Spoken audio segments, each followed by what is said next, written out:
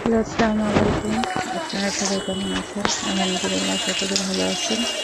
মেঘলা কাঁঠাল রোদ, টিপ টিপ বৃষ্টি, বেশ ভালোই লাগে খিচুড়ি খাওয়ার সময়। সবাইকে খিচুড়ি রান্না করে খাওয়ার দাওয়াত দিলাম। রান্না করে খেয়ে আমাকে দাওয়াত দিলেন। এখন যে ভিডিওটা দেখতে পাচ্ছেন, এটা হচ্ছে ভুলবাহাট বা স্বামীর মোড়ে। এখানে একটা হোটেল আছে, এই হোটেলটার নাম হচ্ছে ধানসিঁড়ি। ধানসিঁড়ি হোটেলের একটা ভালো দিক দেখলাম, আমি দাঁড়িয়েছিলাম দূরে। এখানে বেলা 2টো বাজলেই সব 3টে সাড়ে 3টার দিকে গরিব টোকাই যতজন এই গেটের সামনে আসে প্রত্যেককে খাবারের একটা প্যাকেট দেওয়া হয়। এই ধানসিঁড়ি হোটেলের এই নিয়মটা আমার কাছে খুব ভালো লাগছে। কার কেমন লেগেছে অবশ্যই কমেন্ট করে বলবা।